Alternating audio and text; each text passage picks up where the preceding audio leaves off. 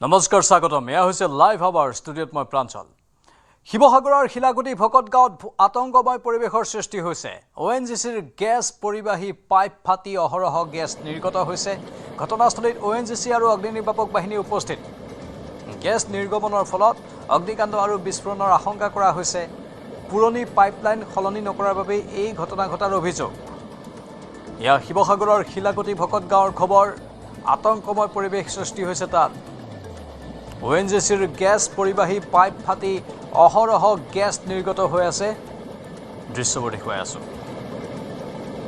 ঘটনাস্থলীত ONGC আৰু অগ্নিনিৰ্বাপক বাহিনীৰ দল উপস্থিত হৈছে গেছ নিৰ্গমনৰ ফলত অগ্নিকাণ্ড আৰু বিস্ফোৰণৰ আশংকা কৰা হৈছে পুৰণি পাইপলাইন খলনি নকৰাৰ বাবে এই ঘটনা ঘটাৰ অভিযোগ উঠিছে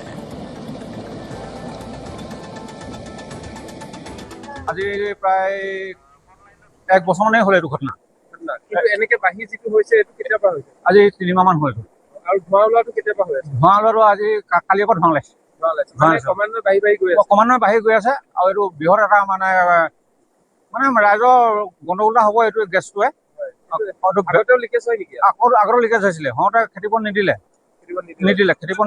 খেতিপথ নিদিয়াৰ কাৰণে আমাৰ ৰাইজে ধৰিলে কাগজ পত্ৰ নিলে সিহঁতি কৰি পেলাই তাহাঁতি কাগজ পত্ৰ নি পেলাই তাহাঁতি সেই খেতিপথ নিদিলে নিদিয়াৰ কাৰণে এতিয়া তাহাঁতি কাম কৰিবলৈ অহা নাই এই অঞ্চলটোৰ নামটো কি এইডোখৰ শিলাগুটি ভকত গাঁও এতিয়া ONGC আহি মানে এতিয়া আকৌ কাম নকৰা হ'ল কাম নকৰে পইচা চাই থৈ গৈছে কিন্তু কাম নকৰে কাম কৰা নাই কৰা এনেকুৱা হ'লে ব্লাষ্ট হ'বলৈ হ'লেতো বিপদে এতিয়া পানী আছে কাৰণে নহ'লে জুই লগা হ'লেতো গোটেই অঞ্চলটো শেষ হ'ব আমাৰ সাংবাদিক নবুল কৌৰ ফোন লাইনত আছে নবুল অধিক তথ্য বিচাৰিছো আপোনাৰ পৰা হয় শিৱসাগৰ জিলাৰ ভকত গাঁৱৰ যিখন পথাৰ আছে খেতি তাত ভকত গাঁৱৰ লোকসকলে তাতে খেতি কৰে আৰু খেতিৰ পথাৰৰ তলেদি পথাৰৰ মাজেদি এডাল পাইপলাইন গৈছে আৰু এই পাইপলাইনডাল আচলতে তেওঁলোকে অভিযোগ কৰে মতে গাঁৱৰ লোকসকলে এইডাল বহুত পুৰণি হৈছে আৰু পুৰণি এই পাইপডাল মেৰামতি কৰি ONGC তেওঁলোকৰ উৎপাদন চলাই আছে আৰু তাত বহুকেইটা তেলখাট আছে সেই তেলখাটৰ পৰা যিহেতু গেছ তেল আদি এই পাইপৰ যোগেদি যিসমূহ JGS থাকে JGSলৈ স্থানান্তৰিত কৰা হয় আৰু এইদৰে আচলতে বিভিন্ন স্থানত লাকুৱা গেলেকিকে ধৰি বিভিন্ন স্থানত প্ৰায় দেখিবলৈ পোৱা যায় যে সেই পাইপসমূহ পুৰণি পাইপসমূহ ফাটি গেছ আৰু তেল নিৰ্গত হয় আৰু ইয়াৰ ফলত স্থানীয় লোকসকল আতংকিত হৈ পৰে যিহেতু তেল আৰু গেছ বুলি ক'লে সকলো লোক ভয় কৰে যিহেতু বাঘজানৰ দৰে ঘটনা সংঘটিত হ'লে বাঘজানৰ তেলঘাটত যিটো ঘটনা হৈছিল শিৱসাগৰতো তেনে এক অনুৰূপ ঘটনা সংঘটিত হৈছিল আৰু তাৰ পাছতে কালিৰে পৰা যিহেতু শিলাকটি ভকত গাঁৱৰ পথাৰত যি গেছ নিৰ্গত হৈ আছে তাৰ পৰিপ্ৰেক্ষিতত তাৰ যিসকল স্থানীয় লোক আছে লোকসকল আতংকিত হৈ পৰিছে ইতিমধ্যে ONGC কৰ্তৃপক্ষৰ লোক উক্ত স্থানত উপস্থিত হৈছে আৰু তেওঁলোকে অভিযোগ কৰিছে যে ইয়াৰ আগতেও সেই স্থানত তেনেদৰে গেছ নিৰ্গত হৈছিল যদিও তেওঁলোকৰ যিসকল কৃষক আছে সেই পথাৰত খেতি কৰা কৃষকসকলৰ যিহেতু ইয়াৰ জৰিয়তে তেওঁলোক ক্ষতি হয় খেতি পথাৰ কৰাত উৎপাদনত ক্ষতিগ্ৰস্ত হয় কিন্তু তাৰ ক্ষতিপূৰণো তেওঁলোকে ONGC কৰ্তৃপক্ষই আজি পৰ্যন্ত দিয়া নাই বুলি অভিযোগ কৰিছে আৰু এইদৰে শিৱসাগৰৰ বিভিন্ন স্থানত যিসমূহ তেলখাট থকা স্থান আছে সেই স্থানসমূহত এনেদৰে পাইপলাইন থাকে আৰু পাইপলাইন বিভিন্ন সময়ত খেতি পথাৰত তেওঁলোকৰ সেই পাইপলাইনৰ পৰা নিৰ্গত হোৱা তেলে বহু সমস্যাৰ সৃষ্টি কৰে খেতি পথাৰত খেতি যি উৎপাদন সেই উৎপাদনত বাধাৰ সৃষ্টি কৰে গতিকে এনেধৰণৰ ঘটনা ONGC কৰ্তৃপক্ষই গাফিলতিৰ বাবে হোৱা অভিযোগ কৰিছে এতিয়া আজিৰ এই সমস্যাটো সমাধান হ'বনে ONGC কৰ্তৃপক্ষই কি কৈছে ONGC কৰ্তৃপক্ষই বৰ্তমানলৈকে সংবাদ মাধ্যমৰ আগত কোনো তেওঁলোকে বক্তব্য দাঙি ধৰা নাই যিহেতু তেওঁলোকে আমি ইয়াৰ আগতেও এনেধৰণৰ বাতৰি প্ৰচাৰ কৰোঁ তেওঁলোকে কিন্তু সংবাদ মাধ্যমৰ আগত কথা ক'বলৈ খুব মানে প্ৰস্তুত হৈ নাথাকে তেওঁলোকে কয় যে আমাৰ ঊৰ্ধ্বতম কৰ্তৃপক্ষইহে এই বিষয়ে জানে আমি আমাৰ মানে বক্তব্য ৰখাত আমাক মানে বাধা প্ৰদান কৰে বা তেওঁলোকে দিব নোৱাৰে এতিয়ালৈকে কোনো সমাধান সূত্ৰ ওলোৱা নাই এই গেছ নিৰ্গমনৰ সমাধান কৰিবলৈ তেওঁলোকে যিসমূহ তেওঁলোকৰ যি টেকনিকেল এক্সপাৰ্ট আছে পাইপলাইন মেৰামতি কৰা লোক আছে তেওঁলোকে আহি উপস্থিত হৈছে আৰু লোক আহিব তাৰ পৰৱৰ্তী সময়তহে তেওঁলোকে জনাব পাৰিব যে কিমান সময় বা কেনেধৰণৰ পাইপ ফাটি বা কিদৰে এই সমস্যাৰ সন্মুখীন হৈছে ধন্যবাদ জনাইছো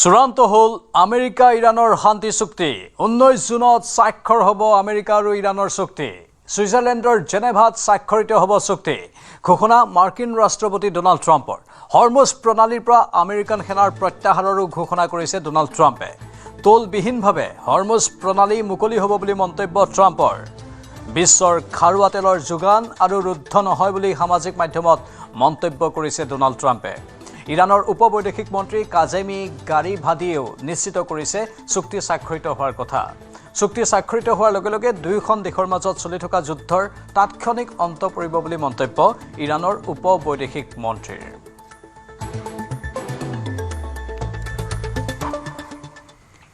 ভাৰতৰ হাতত পুনৰ পৰাস্ত পাকিস্তান মহিলা টি20 বিশ্বকাপৰ প্ৰথম মেচতেই ভাৰতৰ জয় প্ৰথমখন মেচতেই পাকিস্তানৰ বিৰুদ্ধে বৃহৎ জয় ভাৰতৰ পাকিস্তানক 65 ৰানৰ ব্যৱধানত পৰাস্ত কৰিলে ভাৰতে প্ৰথমে বেটিং কৰি ভাৰতে দিছিল 171 ৰানৰ লক্ষ্য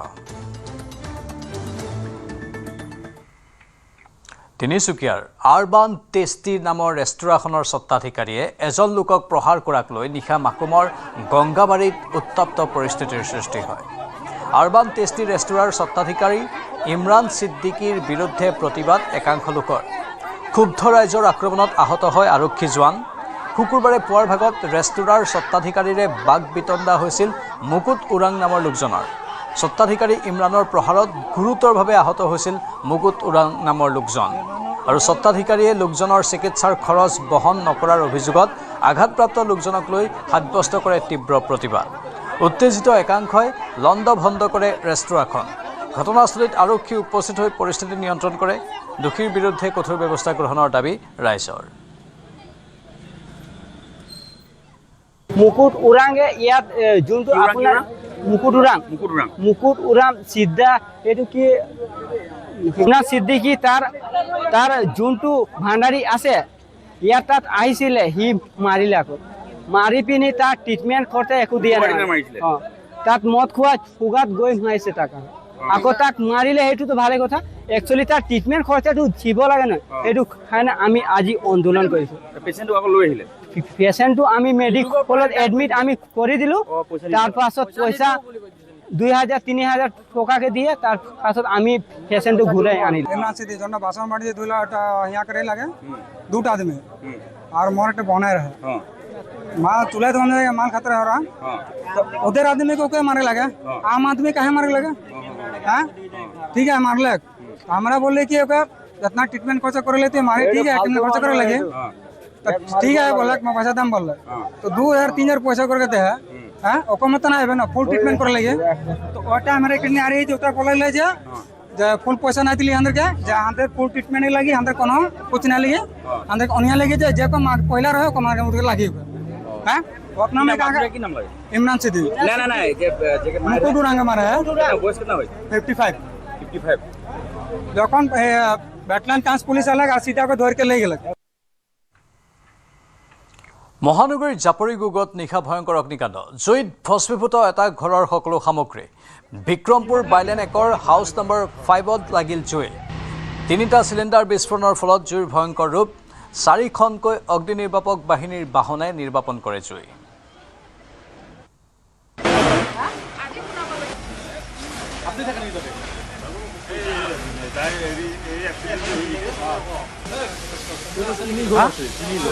বুঝা নাই নাই এই গ্যাস ওলাই আছে নেকি গ্যাস আছে এইটো তাৰমানে তেখেতসকলে চাকি খুৰ জ্বলাইছিল বোলে চাকি জ্বলাইছিল চাকি জ্বলোৱাৰ পিছত চিলিণ্ডাৰটো বোলে অন কৰাই আছে কেনেকৈ তাৰমানে বস্তুটো হেৰি মানে বিয়পিল এটা কেইটা চিলিণ্ডাৰ ব্লাষ্ট হৈছে প্ৰথমতে এটা হ'ল তিনিটা তাৰপিছত মই এটা গম পাইছিলোঁ পিছত আকৌ এটা হ'ল দুটা ব্লাষ্ট হোৱাটো মই গম পাওঁ তেখেতে কৈছে যে তিনিটা হৈছে তিনিটা টোটেল তিনিটা চিলিণ্ডাৰ ব্লাষ্ট হৈছে মানুহ আছিলে কিন্তু মানুহটো তাৰমানে সিমানখিনি মানে হেৰি কৰা নাছিলে চালু নহয় অলপমান মানে গোটেই ঘৰ জ্বলিছে নেকি কিমান জ্বলিছে গোটেই ঘৰটো গৈছে আৰু একো নাই মানে ভিতৰৰ বস্তু চব জ্বলিছে ঘৰৰ ভিতৰত কোনো বস্তুৱে নাই এতিয়াও উদ্ধাৰ কৰিয়ে আছে হয় এতিয়াও মানে বস্তুটো একোৱেই নাই কিন্তু আমাৰ সেই হেৰিয়ে কি কয় এইটো 5:30-6টা বজাত ফায়াৰ ব্ৰিগেড আহি এতিয়াও আমাৰ 3খন গাড়ী আহিছে 3খন গাড়ী আহি তেওঁলোকে উদ্ধাৰ কৰি আছে কিন্তু উদ্ধাৰ শেষ হোৱা নাই এতিয়ালৈকে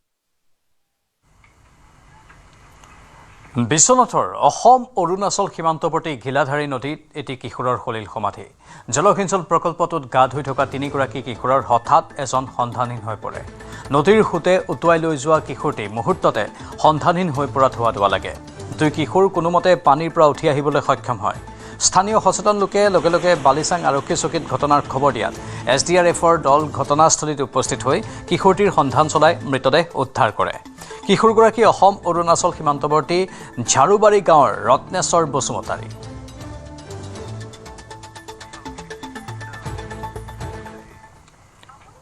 যাত্ৰীক মাধমাৰ সোধাই বৃদ্ধি পাব বাহনৰ ভাড়া তুৰণিবতীয়া বাছৰ ভাড়া বাঢ়িব 70% পৰ্যন্ত যাত্ৰীসকলে ন্যূনতম বাছ ভাড়া দিব লাগিব 20 টকা বাছ সন্থাসমূহে বাছ ভাড়া বৃদ্ধিৰ হুমকি দিছে ৰাজ্য চৰকাৰক ভাড়া বৃদ্ধিৰ প্ৰস্তাৱ প্ৰদান কৰিছে টুৰিষ্ট ট্ৰান্সপৰ্ট এছ'চিয়েশ্যনেও বঢ়াব বাহনৰ ভাড়া সংস্থাটোৱে নতুন ভাড়া সন্দৰ্ভত জাৰি কৰিছে জাননী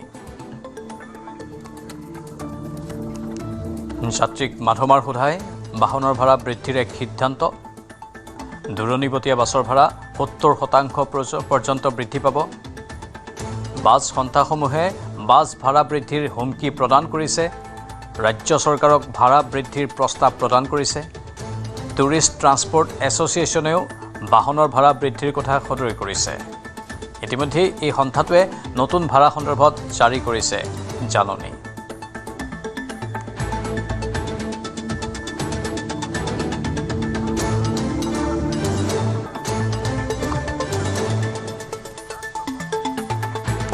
এতিয়া যাত্ৰীসকলে ন্যূনতম বাছ ভাড়া 20 টকা দিব লাগিব এয়া অৱশ্যে গুৱাহাটীৰ ভিতৰতে গুৱাহাটীৰ পৰা আন স্থানলৈ যোৱাৰ ক্ষেত্ৰত সেই ন্যূনতম ভাড়া ধাৰ্য কৰা হৈছে স্পষ্ট হোৱা নাই আমাৰ সাংবাদিক দীপাংকৰৰ সৈতে যোগাযোগ স্থাপন কৰিবলৈ চেষ্টা কৰি আছোঁ আমি দীপাংকৰ আছে লাইভত দীপাংকৰ অধিক তথ্য বিচাৰিছোঁ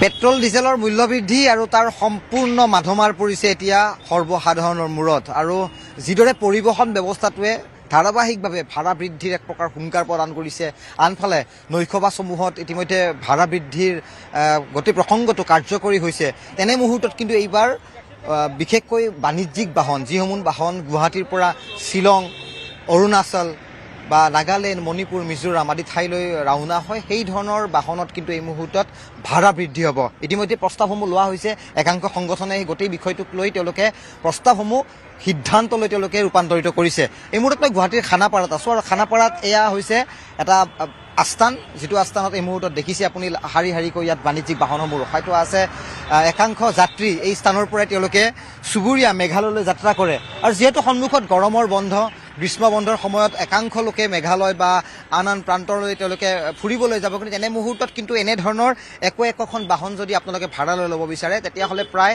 চলি আছে যিহেতু 4,000 টকা প্ৰতিদিনত কিন্তু 4,000ৰ ঠাইত প্ৰায় 5,000 বা 5,500 টকা পৰ্যন্ত বৃদ্ধি হ'ব পাৰে ইতিমধ্যে সিদ্ধান্ত গ্ৰহণ কৰা হৈছে আৰু সন্মুখত 1 ছেপ্টেম্বৰৰ পৰা এই গোটেই বিষয়টো কাৰ্যকৰী হ'ব গতিকে কিমান টকা ভাড়া শ্বিলঙলৈ গ'লে আমি কিছু জানিবলৈ যদি কথা বাৰ্তা হওঁ তেতিয়াহ'লে দাদা ক'ত যাব শ্বিলং কিমান ভাড়া আপোনালোকৰ কিমানকৈ লয় টকাকৈ 500 টকাই 500 টকা 500 টকা লয় মানে ওৱান ছাইডেড 500 মানে গুৱাহাটীৰ পৰা যদি শ্বিলং যায় 500 টকাকৈ লয় ইয়াৰ পৰা অহা যোৱা মানে 1,000 হ'ল আপ ডাউন এজনে 1,000কৈ দিব লাগে আৰু আপ ডাউন কৰিলে 1,000 হ'ল তেলৰ দামো বাঢ়িছে ন ভাড়াটো বাঢ়িব আৰু ভাড়াটোতো ইহঁতৰ সেই তেলৰ দাম তেলটো বাঢ়িলেতো সিহঁতক ভাড়াটোতো অট'মেটিক বাঢ়াইও আৰু যদি তেল যদি কমে তেতিয়াচোন তাৰ ভাড়াই নকমে দেখোন সেই ডাঙৰ কথা চিম্পল কথা আৰু এইবিলাক আৰু কি ক'ম আমি এইবিলাক খুব সাধাৰণ কথা গোটেই লজিকেলি এটা যিটো কথা বাৰম্বাৰ যাত্ৰীসকলে অভিযোগ কৰে যে হয় তেলৰ দাম বাঢ়িছে ভাড়া বাঢ়ে কিন্তু তেলৰ দাম যেতিয়া কমে তেতিয়াহ'লে ভাড়াৰ দাম নকমে এই ধৰণৰ কিছু অভিযোগ থাকে মই আন এজন ইয়াত যাত্ৰী আছে কথা পাতিম দাদা শ্বিলং যাব চাগে ন শ্বিলঙৰ গাড়ী যেতিয়া সুধিছোঁ আৰু কিমান ভাড়া বৰ্তমানটো 500কে লৈ আছে তো ডেফিনেটলি সিহঁতে ভাড়া ৰেইজ কৰিব পাৰে যিহেতু পেট্ৰলৰ ডিজেলৰ দাম চেঞ্জেছ হৈ আছে তো বৰ্তমান আপ ডাউন আপোনাৰ 1000কে পৰি আছে পাৰে আৰু বাঢ়িব বিভিন্ন প্ৰস্তাৱ লৈ আছে ধৰি লওক 700 মান হ'ব পাৰে হ'ব পাৰে এইটো কোনো ডাঙৰ কথা নহয় আৰু কেতিয়াবাতো 700-800 হৈও যায় কিবা যদি কাৰ কম থাকে যদি প্ৰাইভেট কাৰবিলাক তেতিয়াতো ভাড়াটো ডেফিনেটলি তেতিয়া 600-700-800কে লয় আৰু নৰ্মেলি 500কে লয় সিহঁতে সেইটোৱে আৰু এয়া মই সাধাৰণ যাত্ৰী দুই এজনৰ মনৰ কথা জানিছোঁ আৰু মই এবাৰ আস্থানটো দেখুৱাই লৈছোঁ এয়া শাৰী শাৰীকৈ এই মুহূৰ্তত ৰখাই থোৱা আছে শ্বিলং অভিমুখী কিছু টুৰিষ্ট বাহন কেৱল শ্বিলং বুলিয়েই নহয় মেঘালয় অৰুণাচল বা নাগালেণ্ড আৰু অসমৰ বিভিন্ন প্ৰান্তত যিসমূহ কাজিৰঙা বা টুৰিষ্ট প্লেচ আছে সেই প্লেচসমূহত যোৱাৰ বাবে এই ধৰণৰ বাহনসমূহ এই স্থানৰ পৰা ৰাওনা হয় কিন্তু মই এই গুৰুত্বপূৰ্ণ বিষয়টো মই পুনৰ প্ৰসংগটো উত্থাপন কৰিব বিচাৰিছোঁ যে পুনৰবাৰ এই গোটেই ভাড়া বৃদ্ধিৰ প্ৰসংগটো পুনৰবাৰ আমি যে দেখিবলৈ পাইছোঁ যে টুৰিষ্ট ট্ৰেন্সপৰ্টাৰ এছ'চিয়েশ্যন অফ আছামে 1 ছেপ্টেম্বৰৰ পৰা ভাড়া বৃদ্ধি কৰাৰ সিদ্ধান্ত গ্ৰহণ কৰিছে আৰু এই গোটেই নটিফিকেশ্যনখনটো বৰ্তমান মোৰ লগত অঞ্জন আছে অঞ্জনে যদি এবাৰ দেখুৱাই তেতিয়াহ'লে আমি ইয়াত স্পষ্টভাৱে দেখিবলৈ পাম পাৰ ডে এয়া মেঘালয় কাজিৰঙা টাৱাঙৰ পৰা কাজিৰঙা মেঘালয়ৰ পৰা কাজিৰঙা গতিকে এই গোটেই যাত্ৰা পথৰ কিন্তু ভাড়া তেওঁলোকে এক প্ৰকাৰ প্ৰতিদিনৰ হিচাপত তেওঁলোকে নিৰ্ধাৰণ কৰিছে এয়া ইতিমধ্যে সিদ্ধান্ত হৈছে আৰু 1 ছেপ্টেম্বৰৰ পৰা ভাড়া বাঢ়িব বুলি এক প্ৰকাৰ কোৱা হৈছে গতিকে পৰিবহণ ব্যৱস্থা এয়া বাছ অটো বা নৈশ যাত্ৰীবাহী বাছ আটাইখিনি পৰিবহণ ব্যৱস্থাতে কিন্তু ভাড়া বৃদ্ধি হোৱাৰ কিন্তু পূৰ্ণ সম্ভাৱনা আছে যাৰ কিন্তু সম্পূৰ্ণ প্ৰভাৱ সৰ্বসাধাৰণ জনতাৰ ওপৰত পৰিব ধন্যবাদ দীপাংকৰ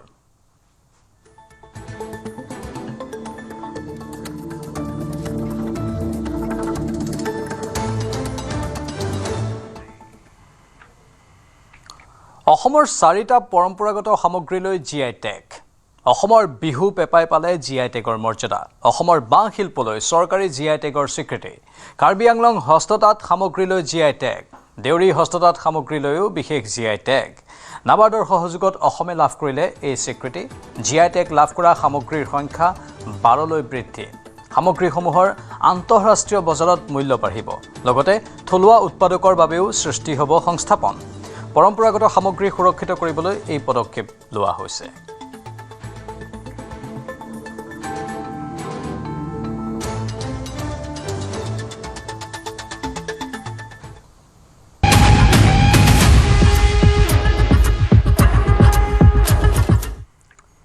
বৰপেটা চহৰৰ গায়নহাটীত এজন লোকক হত্যা দেওবাৰে নিশা প্ৰায় 1 বজাত হত্যাকাণ্ড সংঘটিত হয় বিপুল গায়ন নামৰ 38 বছৰীয়া লোকজনক হত্যা পেছাত ই-ৰিক্সা চালক আছিল নিহত বিপুল গায়ন বন্ধুৰ সৈতে হোৱা কাজিয়াৰ পৰিণতিত হত্যাকাণ্ড সংঘটিত হোৱাৰ সন্দেহ কৰা হৈছে এই ঘটনা সন্দৰ্ভত ভাৰ্গিছ উৰফে দীপ নামৰ এজনক আটক ফৰেনচিকৰ দলে ঘটনাস্থলীৰ পৰা সংগ্ৰহ কৰিছে তথ্য এয়া বৰপেটা চহৰৰ গায়নহাটীৰ খবৰ এজন লোকক হত্যা দেওবাৰে নিশা প্ৰায় 1 বজাত এই হত্যাকাণ্ড সংঘটিত হয় বিপুল গায়ন নামৰ 38 বছৰীয়া লোকজনক হত্যা কৰা হয় পেছাত ই-ৰিক্সা চালক আছিল নিহত বিপুল গায়ন বন্ধুৰ সৈতে হোৱা কাজিয়াৰ পৰিণতিত হত্যাকাণ্ড সংঘটিত হোৱাৰ সন্দেহ কৰা হৈছে এই ঘটনা সন্দৰ্ভত ভাৰ্গিছ উৰফে দীপ নামৰ এজনক আটক কৰা হৈছে ফৰেনচিকৰ দলে ঘটনাস্থলীৰ পৰা সংগ্ৰহ কৰিছে তথ্য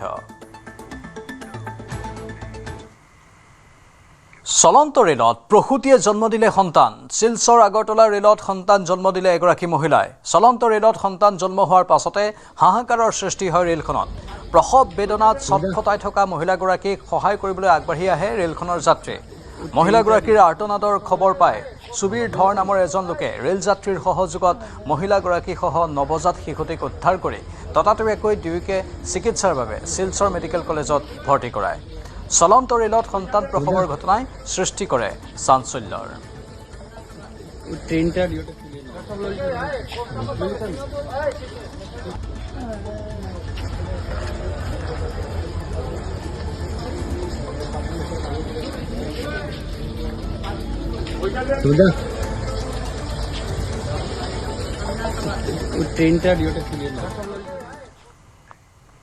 যোৰহাটত বায়ুসেনাৰ বিমান দুৰ্ঘটনাৰ শিহৰণকাৰী দৃশ্য অৱতৰণৰ পিছতে দুৰ্ঘটনাত পতিত হয় AN32 বিমানখন কেমেৰাত বন্দী হৈছে দুৰ্ঘটনাৰ শিহৰণকাৰী দৃশ্যবোৰ দেখুৱাব বিচাৰিছো AN32 বিমানখন কেনেধৰণে দুৰ্ঘটনাত পতিত হ'ল এই বিমানখনৰ দুৰ্ঘটনাত 5 জনৰ মৃত্যু হয় ৰানৱেৰ পৰা নিয়ন্ত্ৰণ হেৰুৱাই হেংকাৰৰ কাষত পতিত হৈছিল দুৰ্ঘটনাত এয়া বিমানখন নামিছে তাৰ পাছতে নিয়ন্ত্ৰণ হেৰুৱাই পেলায় আৰু ৰানৱেৰ পৰা নিয়ন্ত্ৰণ হেৰুৱাই হেংগাৰৰ কাষত গৈ দুৰ্ঘটনাত পতিত হয় লগে লগেই বিস্ফোৰিত হৈ জ্বলি ছাইলৈ ৰূপান্তৰ হয় এই বিমানখন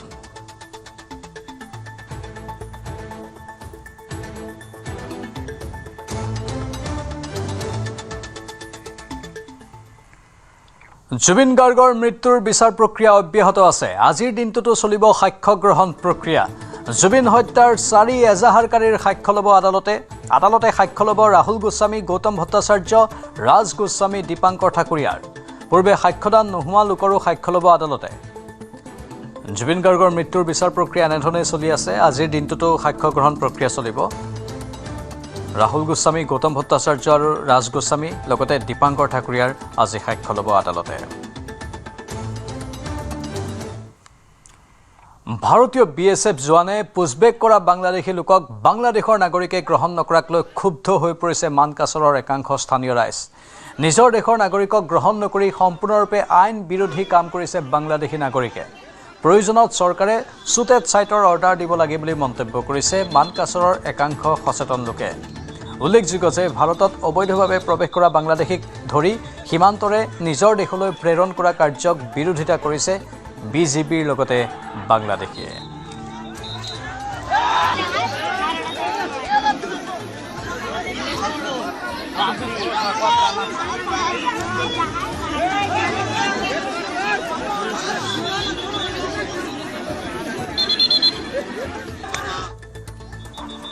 চাওক, যিটো পুছবেক চলি আছে মানকাছৰ বৰ্ডাৰেদি বাংলাদেশলৈ যিবোৰ মানুহ তেওঁলোকে অৰিজিনেলি বাংলাদেশী হয়, বাংলাদেশৰ পৰা আহিছে আৰু তেওঁলোকক বাংলাদেশত পঠিয়াইছে। গতিকে বাংলাদেশী মানুহ, বাংলাদেশী BJP তেওঁলোকে এই মানুহবোৰক লৈ ল'ব লাগে, একচেপ্ট কৰিব লাগে। তাৰ পৰিৱৰ্তে তেওঁলোকে একচেপ্ট কৰা নাই।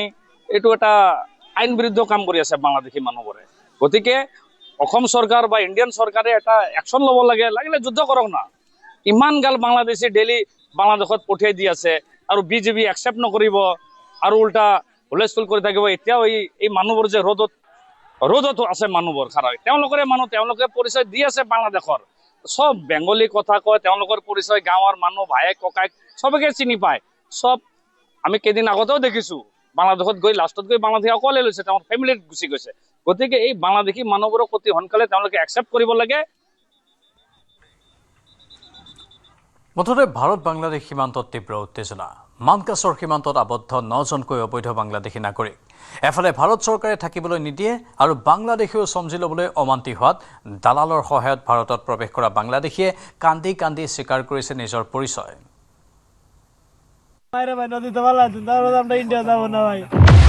ভাৰত বাংলা সীমান্তত বাংলাদেশীৰ বিনতি কান্দি কান্দি ক'লে হয় আমি বাংলাদেশী নাগৰিক। আমাৰ হাতত আছে সকলো নথি, আইডি কাৰ্ড আছে, পৰিচয় আছে, সব কিছু আছে ভাই। তোৰ কত দিতে আইডি কাৰ্ড আছে সব। দালালৰ সহায়ত কেতিয়া আহিছিল, ক'ত থাকিছিল, এফালৰ পৰা সকলো কথা ক'লে অবৈধ বাংলাদেশী। নিচে 10 তাৰিখ মানে তোৰ কয়দিন আছিলে ইণ্ডিয়াৰ মতে? যে নিচে যার বাড়িতে নিচে সব কইতার। কত সালে গেছিল ইন্ডিয়া? না 10 তারিখ, এই যে জুন মাসের 10 তারিখ। জুন মাসের 10 তারিখ নিচে 3-4 দিন এইখানে রাখছে। রাখে আসছে। তারপরে কয়জনক নামে দিছে এই বাসায়? 7 জন। আমরা বাংলাদেশ দুটো বাচ্চা রাস্তাতে। এটা বাংলাদেশের ছোট একটা বাচ্চা ভাই, মাসুম বাচ্চা, বাংলাদেশের ভাই। বাইরে ভাই নদীতে ভালো আছে। দৃশ্য মানকাছৰৰ ভাৰত বাংলা সীমান্তৰ। BSFে পুছবেক কৰা 9জন অবৈধ বাংলাদেশীক লৈ সীমান্তত তীব্ৰ উত্তেজনা। ভাৰতে থাকিবলৈ নিদিয়ে, বাংলাদেশীও ৰাখিবলৈ নিবিচাৰে। পৰিণতিত দুই দেশৰ সীমান্তত এনেদৰে বুন্দাপৰ দিছে অবৈধ বাংলাদেশী।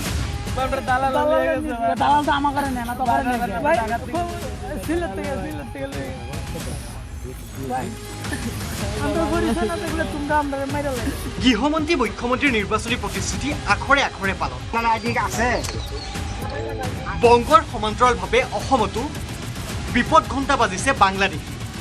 মানকাছৰৰ চাহাপাৰা সীমান্তৰ পৰা 3জন আৰু জালেশ্বৰ সীমান্তৰ পৰা 6জন বাংলাদেশীক কৰা হ'ল পুছবেক। তাৰ পাছতেই কেমেৰাত বন্দী হ'ল এইসমূহ দৃশ্য। 9 অবৈধ বাংলাদেশীক লৈ BJP আৰু BSF ফ্লেগ মিটিঙত মিলিত হৈছে।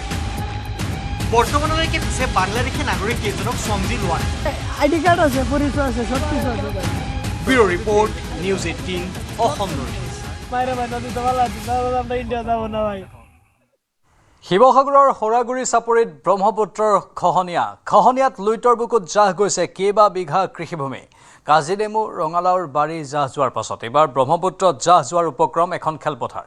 নিতৌ চপৰে গৰা খহাৰ ফলত 2খন চৰকাৰী বিদ্যালয়, ঐতিহাসিক আজানপীৰ দৰগাহলৈও অশনি সংকেত নামি আহিছে। গৰাখহনীয়া প্ৰতিৰোধৰ বাবে জলসম্পদ বিভাগে কিছু পৰিমাণে পাৰ্কোপাইন স্থাপন কৰিছিল যদিও তাৰে অধিকাংশ পাৰ্কোপাইন উটুৱাই নিলে বৰলুইতৰ প্ৰবল সোঁতে।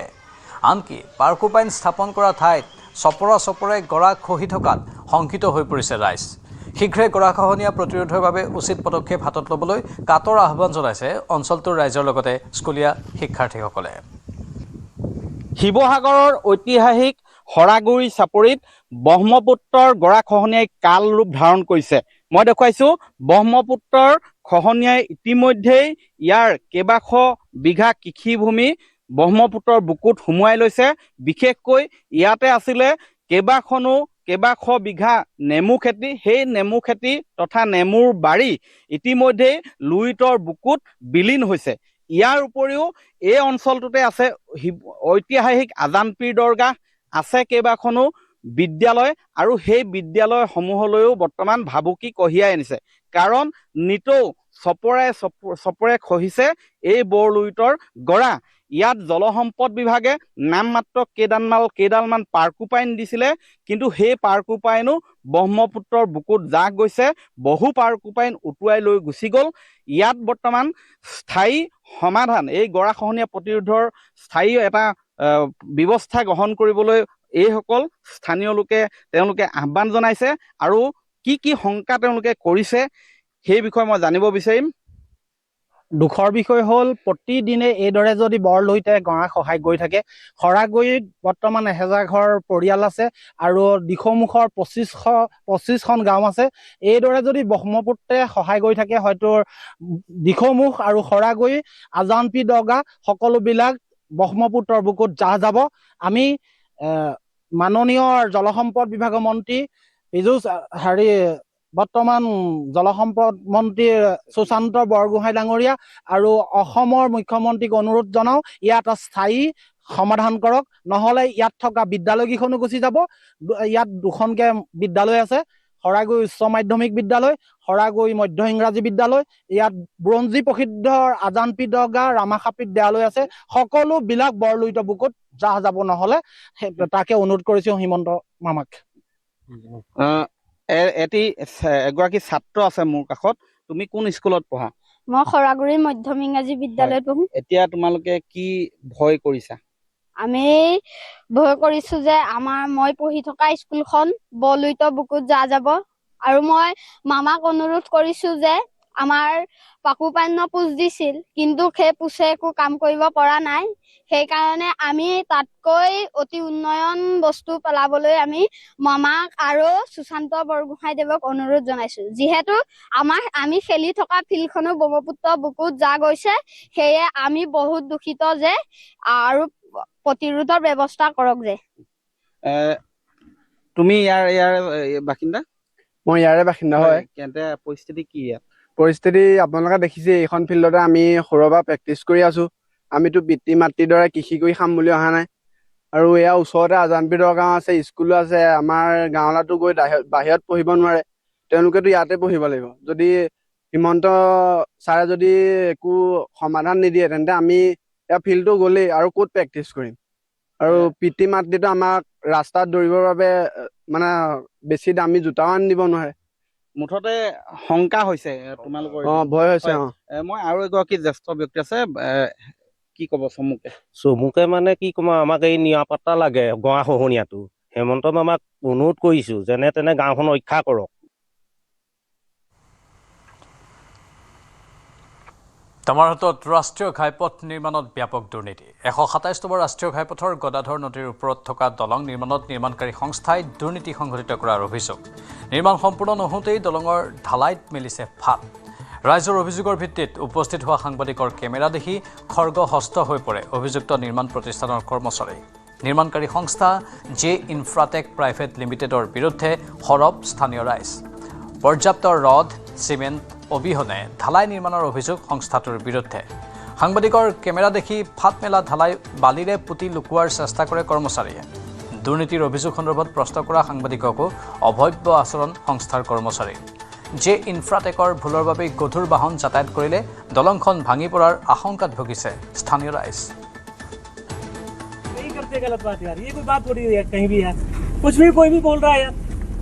मीडिया को क्या दिखाना चाहिए क्या नहीं है, मीडिया का यार आप लोग सब मीडिया के नाम पे एकदम ऐसे कर दे रहे हैं। ना आप अभी बोलिए कौन सा मीडिया है, कौन सा मीडिया है आप लोगों की, कौन सा मीडिया है,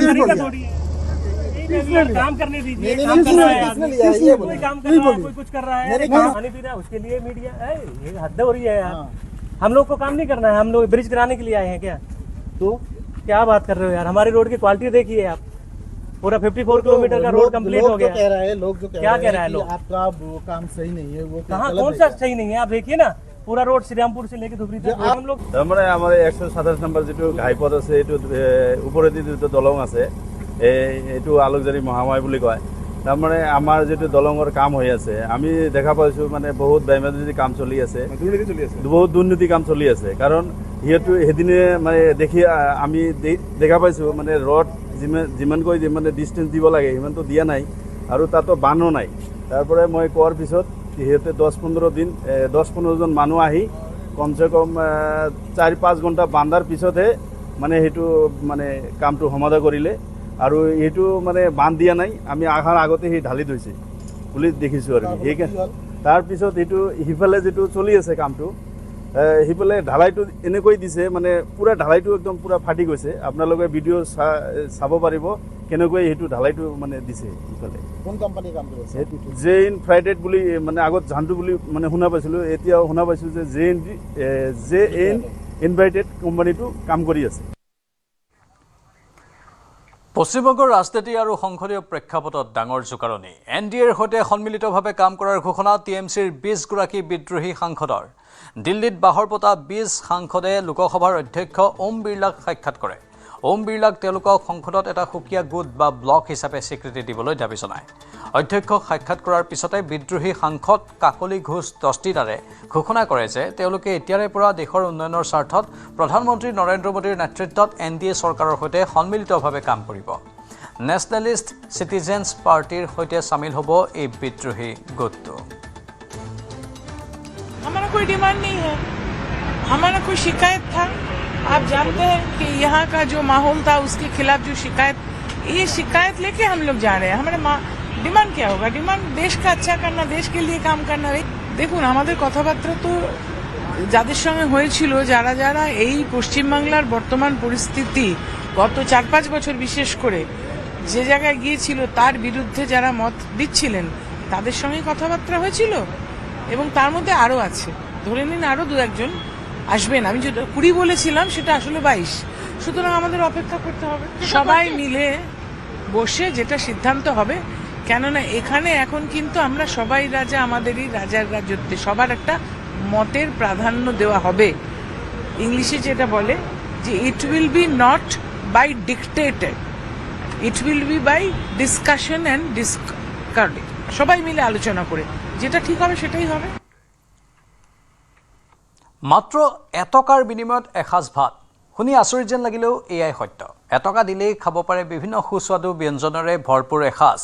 এয়া কোনো হোটেল বা ৰেষ্টুৰাঁ নহয়, জাগিৰোডৰ শ্ৰী শ্ৰী জগন্নাথ প্ৰসাদমে আৰম্ভ কৰিছে এই ব্যৱস্থা। আৰ্থিকভাৱে দুৰ্বল লোকক সকাহ দিয়াৰ লক্ষ্যৰে জাগিৰোডৰ সঞ্জীৱ দেৱনাথৰ নেতৃত্বত ওলাই আহিছে এটা দল। বিভিন্ন অনুষ্ঠান প্ৰতিষ্ঠানৰ লগতে ৰাইজৰ সহায় সহযোগিতাত বিগত 25 এপ্ৰিলৰ পৰা তেওঁলোকে চলাই গৈছে এই কাম। জাতি ধৰ্ম বৰ্ণ নিৰ্বিশেষে প্ৰতিদিনে প্ৰায় 150ৰ পৰা 200 লোকক মাত্ৰ এটকাৰ বিনিময়ত যোগান ধৰি আহিছে নিৰামিষ আহাৰ।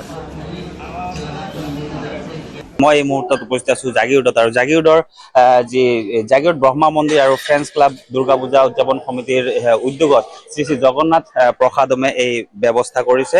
আৰু প্ৰতিদিনে আচলতে মাহৰ প্ৰতিটো দিনেই তেওঁলোকে তেনেধৰণে এসাঁজ খোৱাৰ ব্যৱস্থা কৰি আহিছে। কৰ্মকৰ্তাসকল আছে, আমি তেওঁলোকৰ পৰা সবিশেষ পোনে পোনে জানিম।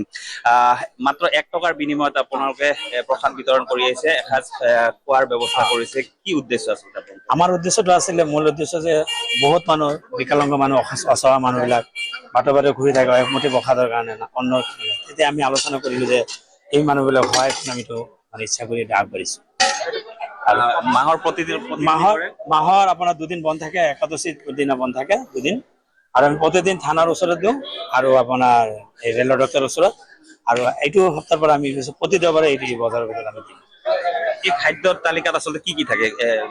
মেনুটো আমাৰ ফাৰ্ষ্ট আমাৰ খিচুৰি থাকে, তাৰপিছত আমাৰ ৰাইচ থাকিব, দালি, এটা মিক্স চব্জি, ভাজি, চাটনি, আৰু একাদশীৰ পিছদিনা আমি পুৰি, পায়স এইবিলাক বহুত আইটেম কৰি দিওঁ। পনীৰ, অহাকালি পনীৰ কাৰণে এজনে দিছে পইচা, এইটো আমি অহাকালি পনীৰ বনাম। এই টকা আচলতে ইয়াৰ পৰা এই খাদ্যবিলাকৰ বাবে কোনে যোগান ধৰে? এইটো না, প্ৰথমে আমাৰ সন্থা আছিলে, আমাৰ ব্ৰহ্ম মন্দিৰ তৰফৰ পৰা, পিছত ৰাইজেও সহায় সুযোগ কৰি আছে আমাক। ৰাইজে আমাৰ যথেষ্ট সহযোগ কৰি আছে, চাউল, দালি, তেল চব দি আছে, তাৰ পৰা আমি আগবাঢ়িব পাৰিছো। 1 টকাকৈ লোৱা দেখিছো আমি প্ৰতিজনৰ পৰা, ইয়াৰ কাৰণ কি আছে? ইয়াৰ কাৰণটো আমি বিনামূলীয়াও কৰিব আমি পাৰিম। ভগৱান শাস্ত্ৰ মতে হৈছে দান কৰাটো এটা পুণ্যৰ কাম, কিন্তু দান কৰা একেবাৰে বিনামূলীয়া আপুনি দান কৰিব নোৱাৰে, কাৰণ ৰজগুণ তমগুণ আহি যায়। শতগুণত আমি বনাইছো, কিন্তু আমি যেতিয়া দিবলৈ যাম তেতিয়া গুণটো আহি যাব, অহংকাৰ আহি যাব, আমি এনে খুৱাইছো। সেইকাৰণে 1 টকা বিনিময়ত আমি এইটো মূল্য এটা লৈছো। শাস্ত্ৰ মতে 3টা গুণ হয়, তমগুণ, ৰজগুণ, শতগুণ।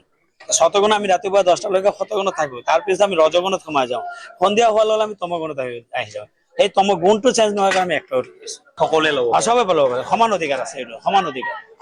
নিশ্চয় এনেধৰণে দেখুৱাইছো আমি, জাতি ধৰ্ম নিৰ্বিশেষে আচলতে সকলোৱে মাত্ৰ 1 টকাৰ বিনিময়ত প্ৰসাদ গ্ৰহণ কৰিব পাৰে বা এমুঠি অন্ন গ্ৰহণ কৰিব পাৰে, আৰু তাৰ বিনিময়ত মাত্ৰ 1 টকা দিব লাগিব। যি সময়ত অত্যাৱশ্যকীয় সামগ্ৰীৰ আকাশলংঘী মূল্য বৃদ্ধি, আৰু তেনে সময়তে দেখা গৈছে এনেধৰণৰ সমাজ সেৱামূলক কামত জড়িত হৈছে এওঁলোক। ঢেকীয়াজুলিত GI টেগযুক্ত লেচুৰ চাহিদা। ফ্ৰান্সৰ পৰা অৰ্ডাৰ লাভ কৃষক ৰাজু চাহানীৰ GI টেগযুক্ত লেচুৰ। সম্পূৰ্ণ জৈৱিক পদ্ধতিৰে 30 বিঘা মাটিত কৰিছে 8টা জাতৰ 300 জোপা লেচু। বাগিচাখনত বম্বায়া, চাহি, ইলাইচিকে আদি কৰি মুঠ 8টা ভিন্ন জাতৰ লেচুৰ খেতি কৰিছে চাহানীয়ে। GI টেগযুক্ত তেজপুৰৰ লেচুৰ জনপ্ৰিয়তাৰ মাজতে এইবাৰ ঢেকীয়াজুলিৰ ৰাক্ষসমাৰীৰ কৃষক ৰাজু চাহানীৰ বাগিচাৰ GI টেগযুক্ত বম্বায়া জাতৰ লেচুৱে আন্তঃৰাষ্ট্ৰীয় বজাৰত বিশেষ সঁহাৰি লাভ কৰিছে।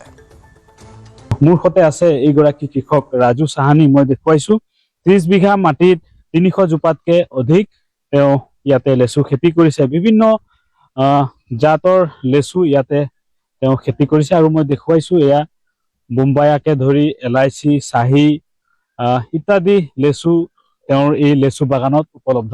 মই কথা পাতিম, ৰাজু চাহানী মোৰ সৈতে আছে। কি তোমাৰ এই লেচু আছে?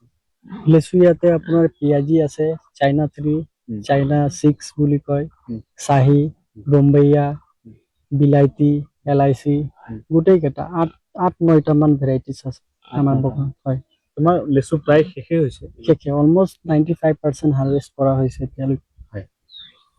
কিমান বছৰৰ পৰা কৰি আছিলে? এইটো মোৰ দেউতাই লগোৱা হয়, 30 বছৰ মান হৈছে গছৰ পৰা। কেই বিঘা মাটিত আছে? এইটো 30 বিঘা মান, 300 জোপাত। 300 জোপা ভাই ককাৰ হয়। ক'ত যায় তোমাৰ লেচু? এইটোতো আমি আজি মোটামুটি 30 বছৰৰ পৰা ফেঞ্চি বজাৰলৈ গুৱাহাটীলৈ পঠাই আছো লেচু, তাৰ পৰা বেলেগ জেগাতো যায়। এইবাৰ পাইছিলো ফ্ৰান্সৰ অৰ্ডাৰ। ফ্ৰান্সৰ অৰ্ডাৰ লাভ হয়, কিন্তু বগানত এতিয়া মোৰ বম্বেয়াটো অলমোষ্ট হাৰ্ভেষ্ট হৈ গৈছে, গতিকে মই দিব পৰা নাই। নিশ্চয়কৈ এয়া আছিল ৰাজু চাহানী। আৰু ৰাজু চাহানীৰ এই লেচু বাগান মই দেখুৱাইছো। ইয়াত 30 বিঘা মাটিত 300 জোপাতকে অধিক লেচু গছ আছে এই 30 বিঘা মাটিত, আৰু এই লেচুৱে এইবাৰ দেশে বিদেশে সমাদৰ লাভ কৰিছে। তেওঁ উল্লেখ কৰিছে যে গুৱাহাটী ফেঞ্চি বজাৰলৈ তেখেতে এই লেচুসমূহ বিক্ৰী কৰে, আৰু যথেষ্ট চাহিদা লাভ কৰিছে এই লেচুৱে। আৰু বহু খবৰ আছে, জনাম বিৰতিৰ পাছত। अक्कर बक्कर बम्बे बो ঘৰত কোনটো TMT লগাইছে? माइथन स्टील আপোনাৰ ওপৰত ট্ৰাষ্ট কৰিব পাৰি। ओके ষ্ট্ৰং মানে মাইথান ষ্টীল।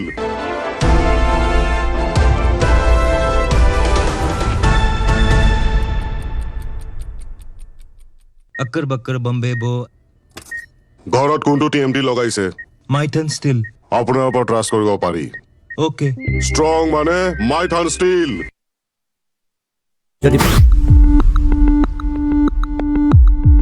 শিৱসাগৰত বিষাক্ত ভালুকি মকৰাৰ আতংক। বিষাক্ত মকৰাৰ দংশনত গুৰুতৰভাৱে অসুস্থ হৈ চিকিৎসাধীন এজন ব্যক্তি। শিৱসাগৰ চহৰৰ মাজমজিয়াৰ চুকৰ গাঁৱত সংঘটিত হৈছে এই ঘটনা। নিশা ভাড়াঘৰৰ কোঠাত শুই থকাৰ সময়তেই আব্দুৰ ৰহিম নামৰ ব্যক্তিজনক দংশন কৰে বিষাক্ত মকৰাই। বৰ্তমান গুৰুতৰভাৱে অসুস্থ আব্দুৰ ৰহিম চিকিৎসাধীন। আমি যেতিয়া পেচেণ্টৰ যেতিয়া হিষ্ট্ৰীটো সুধো মানে কেনেকৈ কামুৰিছিলে, কি হৈছিলে, কামোৰাৰ লগে লগে কেনেকুৱা ধৰণৰ লক্ষণ আছিলে, তেওঁ ক'লে যে খজুৱাইছিলে। চ' খজুৱালে আমাৰ ডাইৰেক্ট কথাটো ওলাই পৰে যে সেইটো মকৰা বুলি। কাৰণ আপুনি এই যিটো বিষাক্ত যিটো কিলোব্ৰেকি বুলি মকৰা আছে তাত কিছুমান চুলি আছে, এই চুলিবোৰ আমাৰ ইয়াত লাগি যায় তেতিয়া দংশন কৰাৰ সময়ত, চ' তেতিয়া খজুৱায়। চ' আৰু তেওঁৰ যিটো ঘাঁ ডোখৰ এতিয়া দেখিছোঁ, আজি 5 দিন হৈ গ'ল, ঘাঁ ডোখৰ দেখি পেলাই আমি মানে কনফাৰ্ম হৈ গ'লোঁ যে সেইটো মানে মকৰাই কামুৰিছে। এই ঘটনাৰ পাছতেই পোহৰলৈ আহিছে এক ভয়ংকৰ তথ্য। ৰাজ্যৰ প্ৰখ্যাত সৰ্পদংশন বিশেষজ্ঞ ডাক্তৰ সুৰজিৎ গিৰিৰ তত্বাৱধানত বৰ্তমান চিকিৎসা চলিছে আক্ৰান্ত ব্যক্তিজনৰ। সংবাদ মাধ্যমৰ সন্মুখত ডাক্তৰ গিৰিয়ে প্ৰকাশ কৰা অনুসৰি এই ভালুকি মকৰাৰ বিষ কোনো গুণেই বিষাক্ত সাপতকৈ কম নহয়। ইয়াৰ বিষক্ৰিয়া ইমানেই ভয়াৱহ যে ই মানুহৰ বৃক্ক পৰ্যন্ত বিকল কৰি পেলাব পাৰে। তাতোকৈ ডাঙৰ কথাটো হ'ল এই বিষাক্ত মকৰাৰ দংশনৰ প্ৰতিষেধক হিচাপে আজিলৈকে কোনো এণ্টিভেনম আৱিষ্কাৰেই হোৱা নাই। কেৱল লক্ষণভিত্তিক চিকিৎসাৰ ওপৰতে নিৰ্ভৰ কৰিবলগীয়া হয় চিকিৎসক। আপোনালোকে মকৰাই দংশনত আপোনাৰ যদি হৈছে তেনেহ'লে প্ৰথম চাবোন পানীৰে পূৰা ভালকৈ ধুৱক। অত্যন্ত যদি বিষ হৈছে তেনেহ'লে বৰফ লগাব। বৰফটো লগালে বিষটো কমিব আৰু বৰফৰ যেতিয়া আপোনাৰ এইটো ঠাণ্ডা হোৱাৰ পিছত যেতিয়া সি তাৰ নৰ্মেল টেম্পাৰেচাৰলৈ আহি যাব, আহি যোৱাৰ লগে লগে কি হ'ব আপোনাৰ অক্সিজেনটো তালৈ ফ্ল'টো গুচি যায়, মানে অক্সিজেনটো তালৈ গুচি যায় আৰু সেইকাৰণে কাটিব লগাত নহয় আৰু আপোনালোকে তৎক্ষণাত হাস্পাতালমুখী হওক। চ' হাস্পাতালত আমি আনুষংগিক দৰৱ পাতি দিব, ৰোগী সুস্থ হৈ যাব। ডিমৌ গ্ৰাম্য চিকিৎসালয়ত মুঠ 100 গৰাকী মকৰা দংশনৰ ৰোগীক চিকিৎসা প্ৰদান কৰি সুস্থ কৰি তোলা হৈছে। কিন্তু ইয়াৰ বিষ ইমানেই তীব্ৰ যে পূৰ্বতে এই 100 জনৰ ভিতৰত 6 গৰাকী ৰোগীৰ আঙুলি কাটি পেলাবলগীয়া হৈছিল। হাত আৰু আঙুলিত কামুৰিলে পূৰ্বৰে পৰা থকা কিছু ষ্টেৰইড আৰু লোকেল এনাষ্টেচিয়া প্ৰয়োগ কৰি বেজী দিয়া এক নতুন চিকিৎসা প্ৰয়োগ কৰাৰ পাছত 10 গৰাকী মহিলা ৰোগীৰ আঙুলি কাটিবলগীয়া হোৱা নাই আৰু এতিয়াও সুস্থ বুলি মন্তব্য কৰে চিকিৎসকগৰাকীয়ে। এই যিখিনি আপোনাৰ ভালুকি মকৰা বিষটো দিয়াৰ পিছত যিখিনি ৰাসায়নিক দ্ৰব্যবোৰ ওলায় সেইখিনিক বাধা দিয়াবলৈ আমি কিছুমান দৰৱ প্ৰয়োগ কৰিব পাৰোঁ নেকি চালোঁ, আৰু লগতে ইয়ালৈ অক্সিজেনটো যোৱাৰ ব্যৱস্থা আমি কৰিব পাৰোঁ নেকি চালোঁ। চ' সেই হিচাপে আমি কিছুমান বেজী আমি আঙুলিত দিওঁ, যদি কামোৰ থাকে, আৰু যদি ইয়াত আপোনাৰ ধৰক দংশন থাকে তেনেহ'লে ইয়াতো দিওঁ বা এফালে চাৰিওফালে দিওঁ। গতিকে সেইখিনি দিয়াৰ পৰা আমি দেখিলোঁ প্ৰথম 10 গৰাকী আমাৰ ৰোগী কোনো ধৰণৰ আঙুলি কাটিব লগাত নপৰিলে। মকৰাই দংশন কৰাৰ লগে লগে আক্ৰান্ত স্থানডোখৰ চাবোন পানীৰে ভালদৰে ধুই সময় নষ্ট নকৰি লগে লগে চিকিৎসকৰ কাষ চাপিবলৈ আহ্বান চিকিৎসকগৰাকীৰ। শিৱসাগৰৰ পৰা Pradip Gogoi report, news 18 Assam north east.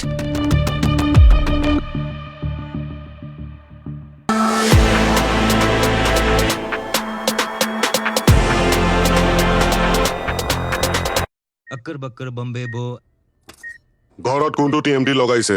Maithan steel আপোনাৰ ওপৰত ট্ৰাষ্ট কৰিব পাৰি। ओके ষ্ট্ৰং মানে মাইথান ষ্টীল।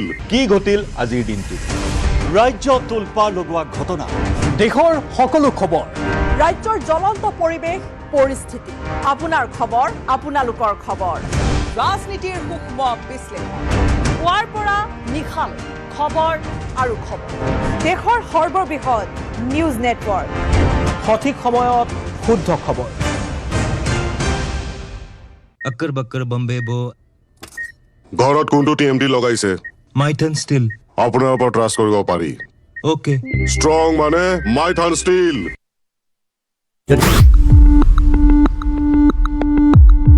শিৱসাগৰত বিষাক্ত ভালুকি মকৰাৰ আতংক। বিষাক্ত মকৰাৰ দংশনত গুৰুতৰভাৱে অসুস্থ হৈ চিকিৎসাধীন এজন ব্যক্তি। শিৱসাগৰ চহৰৰ মাজমজিয়াৰ চুকৰ গাঁৱত সংঘটিত হৈছে এই ঘটনা।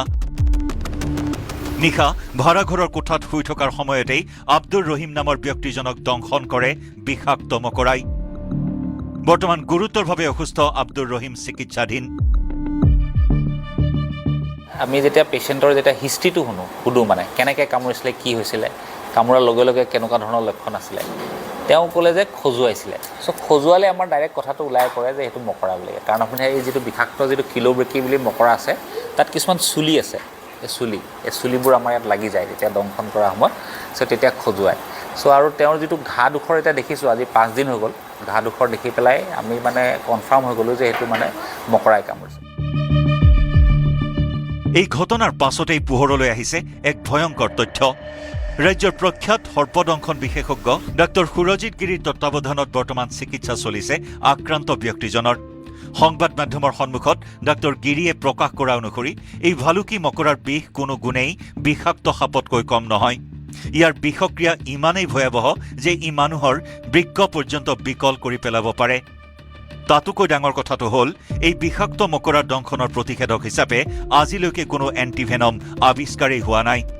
কেৱল লক্ষণভিত্তিক চিকিৎসাৰ ওপৰতে নিৰ্ভৰ কৰিবলগীয়া হয় চিকিৎসক। আপোনালোকে মকৰাই দংশনত আপোনাৰ যদি হৈছে তেনেহ'লে প্ৰথম চাবোন পানীৰে পূৰা ভালকৈ ধুৱক। অত্যন্ত যদি বিষ হৈছে তেনেহ'লে বৰফ লগাব।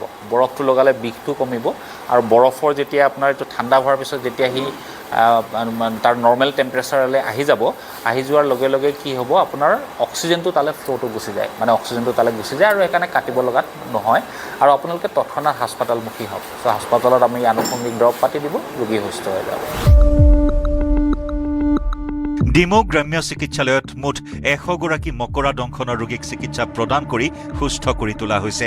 কিন্তু ইয়াৰ বিষ ইমানেই তীব্ৰ যে পূৰ্বতে এই 100জনৰ ভিতৰত 6গৰাকী ৰোগীৰ আঙুলি কাটি পেলাবলগীয়া হৈছিল। হাত আৰু আঙুলিত কামুৰিলে পূৰ্বৰে পৰা থকা কিছু ষ্টেৰইড আৰু লোকেল এনাষ্টেচিয়া প্ৰয়োগ কৰি বেজী দিয়া এক নতুন চিকিৎসা প্ৰয়োগ কৰাৰ পাছত 10গৰাকী মহিলা ৰোগীৰ আঙুলি কাটিবলগীয়া হোৱা নাই আৰু এতিয়াও সুস্থ বুলি মন্তব্য কৰে চিকিৎসকগৰাকীয়ে। এই যিখিনি আপোনাৰ ভালুকি মকৰা বিষটো দিয়াৰ পিছত যিখিনি ৰাসায়নিক দ্ৰব্যবোৰ ওলায় সেইখিনিক বাধা দিয়াবলৈ আমি কিছুমান দৰৱ প্ৰয়োগ কৰিব পাৰোঁ নেকি চালোঁ আৰু লগতে ইয়ালৈ অক্সিজেনটো যোৱাৰ ব্যৱস্থা আমি কৰিব পাৰোঁ নেকি চালোঁ। চ' সেই হিচাপে আমি কিছুমান বেজী আমি আঙুলিত দিওঁ, যদি কামোৰ থাকে আৰু যদি ইয়াত আপোনাৰ ধৰক দংশন থাকে তেনেহ'লে ইয়াতো দিওঁ বা এফালে চাৰিওফালে দিওঁ। গতিকে সেইখিনি দিয়াৰ পৰা আমি দেখিলোঁ প্ৰথম 10গৰাকী আমাৰ ৰোগী কোনো ধৰণৰ আঙুলি কাটিব লগাত নপৰিলে। মকৰাই দংশন কৰাৰ লগে লগে আক্ৰান্ত স্থান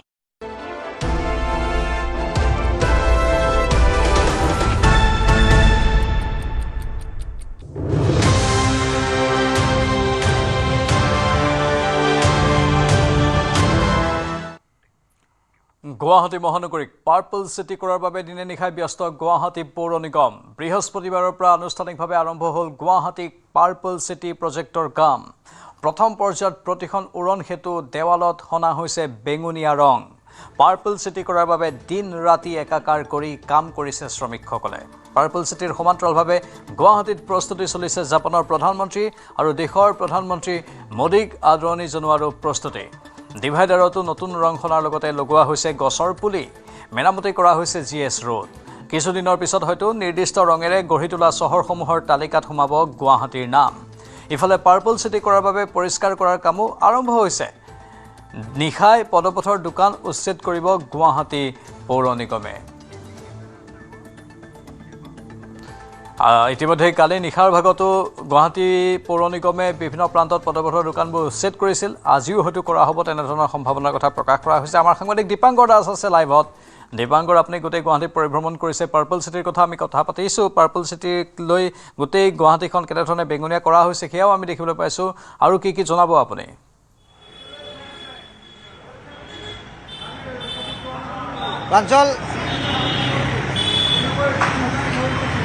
প্ৰাঞ্জল চাওক, বেঙুনীয়া হৈ পৰিব গুৱাহাটী আৰু যিধৰণে গুৱাহাটী পৌৰ নিগমে পৰিকল্পনা তেওঁলোকে আৰম্ভ কৰিছিল আৰু সেই পৰিকল্পনাকেই কিন্তু এক প্ৰকাৰ সহযোগিতা আগবঢ়াইছে লোক নিৰ্মাণ বিভাগে, অৰ্থাৎ PWD বিভাগে গুৱাহাটী মহানগৰীৰ যিকেইখন উৰণ সেতু আছে তাত তেওঁলোকে বৰ্তমান ৰঙৰ কাম আৰম্ভ কৰিছে। সেয়া গুৱাহাটীৰ গণেশগুৰি হওক, ডাউন টাউনৰ বা ৰুক্মিণী গাঁও, 6 মাইল বা গুৱাহাটীৰ ভঙাঘৰ। আৰু এই মুহূৰ্তত মই গুৱাহাটীৰ উলুবাৰীৰ পৰা সেই পৰিৱেশটো দেখুৱাইছোঁ, য'ত দৰ্শকসকলে এই মুহূৰ্তত দেখিবলৈ সক্ষম হৈছে যে এই মুহূৰ্তত যি ৰঙৰ প্ৰলেপ যিটো প্ৰক্ৰিয়া, সেই প্ৰক্ৰিয়া বৰ্তমান আৰম্ভ হৈছে। গুৱাহাটীক পাৰ্পল চিটি কৰাৰ এটা খুব সুন্দৰ চিন্তা চৰ্চা আৰু বেঙুনীয়া যিহেতু ধৈৰ্য সহনশীলতাৰ প্ৰতীক, গতিকে সেই ৰংটো বাছনি কৰি এইদৰে গুৱাহাটীখন বেঙুনীয়া কৰাৰ এটা সুন্দৰ প্ৰচেষ্টা। আৰু সন্মুখত খুব ভাল দিন আহি আছে অসমবাসীৰ বাবে, কাৰণ জুলাই মাহৰ 1, 2, 3 মুখ্যমন্ত্ৰীগৰাকীয়ে উল্লেখ কৰিছে যে এই 3টা দিন অসমবাসীৰ বাবে খুব ভাল খবৰ আহিব। কাৰণ আনুষ্ঠানিক খবৰ নাহিলেও কিন্তু জাপানৰ প্ৰধানমন্ত্ৰী আৰু দেশৰ প্ৰধানমন্ত্ৰী নৰেন্দ্ৰ মোদী পুনৰ অসমলৈ আহিব। তেওঁলোকে আহি গুৱাহাটীত তেওঁলোকে কিছু অনুষ্ঠানত তেওঁলোকে অংশগ্ৰহণ কৰিব। কাজিৰঙালৈ যোৱাৰ পৰিকল্পনা আছে, শ্বিলঙলৈ যাব, গতিকে এই ধৰণৰ এটা কাৰ্যসূচী এই মুহূৰ্তত চৰকাৰে প্ৰস্তুত কৰিছে, কিন্তু তাৰ মাজতে গুৱাহাটী বেগুনীয়া কৰাৰ যিটো প্ৰক্ৰিয়া, সেই প্ৰক্ৰিয়াটো আৰম্ভ হৈছে। এয়া প্ৰাঞ্জল, মই এই মুহূৰ্তত গুৱাহাটীৰ উৰণ সেতু উলুবাৰীৰ তলত উপস্থিত আছোঁ, আৰু অঞ্জনে এই মুহূৰ্তত ইয়াৰ পৰা পৰিৱেশ দেখুৱাইছে। কিছু অঞ্চল আগুৱাই যদি আহে তেতিয়াহ'লে আমি দেখিম বহুখিনি কামেই কিন্তু আগবাঢ়িছে। বিশেষকৈ উলুবাৰী উৰণ সেতুৰ এই যিটো ৰঙৰ প্ৰক্ৰিয়া, এয়া তেওঁলোকে যোৱা শুকুৰবাৰৰ পৰা আৰম্ভ কৰিছে। অৰ্থাৎ ৩-৪টা দিনৰ ভিতৰত তেওঁলোকে প্ৰায় ৬০ৰ পৰা ৭০% কাম তেওঁলোকে সম্পূৰ্ণ কৰিছে। ইয়াৰ পিছত একেধাৰে যদি আমি লক্ষ্য কৰোঁ তেতিয়াহ'লে গুৱাহাটীৰ গণেশগুৰি উৰণ সেতু, ভঙাঘৰ, ডাউন টাউন আৰু ৰুক্মিণী গাঁও ৬ মাইল, এই আটাইকেইখন উৰণ সেতুতেই এই ধৰণৰ বেগুনীয়া ৰঙৰ যিটো তেওঁলোকে মাৰি থকাৰ যিটো কাম কাজ, শ্ৰমিকে যিটো কাম কাজ, সেই কাম কাজ তেওঁলোকে আৰম্ভ কৰিব। আৰু প্ৰাঞ্জল, মই ভিজুৱেলছ পুনৰ অঞ্জনৰ সহযোগত দৰ্শকসকলক দেখুৱাবলৈ যত্ন কৰিছোঁ। আৰু এয়া পাৰ্পল চিটিৰ বাবে গোটেইখিনি কাম কৰি থকা হৈছে, বেঙুনীয়া কৰা হৈছে উৰণ সেতুৰ তলৰ অংশবোৰ। সৌন্দৰ্য বৰ্ধনৰ কামো এনেধৰণেই চলিব। আৰু গুৱাহাটীখন পৰিষ্কাৰ পৰিচ্ছন্ন কৰাৰ বাবে এইকেইদিন আমি দেখিছোঁ গুৱাহাটী পৌৰ নিগমো কেনেধৰণে লাগি পৰিছে। পূৰ্বতে যিবোৰ তৎপৰতা দেখা পোৱা নাছিল, এইকেইদিনত আমি দেখিবলৈ পাইছোঁ জাবৰ জোঁথৰবোৰ চাফা কৰা, সেই প্ৰক্ৰিয়াবোৰো চলি আছে। আনকি কেৱল পূৰ্বতে মূল ৰাস্তাৰ কাষৰ জাবৰ জোঁথৰ পৰিষ্কাৰ কৰাতেই সীমাবদ্ধ আছিল কামবোৰ, কিন্তু এতিয়া গলি, উপগলি বা ভিতৰুৱা অঞ্চলৰ জাবৰ জোঁথৰবোৰ কিছু পৰিমাণে তেওঁলোকে চাফা কৰাত লাগি পৰিছে। সেইটো এটা ভাল লক্ষণ দীপাংকৰ।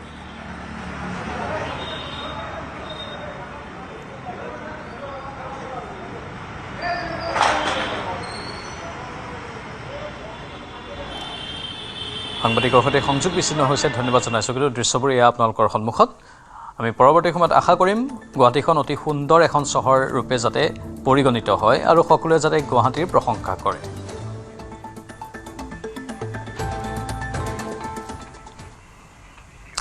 ক্ষেত্ৰীৰ ২৭ নম্বৰ ৰাষ্ট্ৰীয় ঘাইপথৰ কয়লাশিলত দুৰ্ঘটনা। দ্ৰুতবেগী নিয়ন্ত্ৰণহীন এখন ট্ৰাকে খুন্দা মাৰে ডিভাইডাৰত। দুৰ্ঘটনাত থিতাতে মৃত্যু ঘটে ট্ৰাকখনৰ এজন চালকৰ।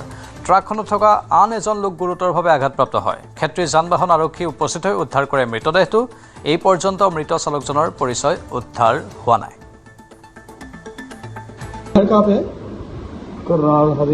हरियाणा पे और जो जिसका डेड हुआ उसका नाम क्या है? उसको मालूम नहीं है। उसका मालूम नहीं है? वो अमित नाम है उसका, वो यूपी का रहने वाला है। यूपी का रहने वाला है। अच्छा, एक साथ थे दोनों? दोनों ड्राइवर ही थे? हाँ, दोनों ड्राइवर थे। चला रहा था वो चला रहा था गाड़ी। अच्छा, उसका नाम पता है आपको? उसको अमित नाम है। अमित? कहाँ से आ रहे थे आप लोग? हमें दीमापुर से आ रहे थे। आमगुड़ी से। हाँ, आमगुड़ी।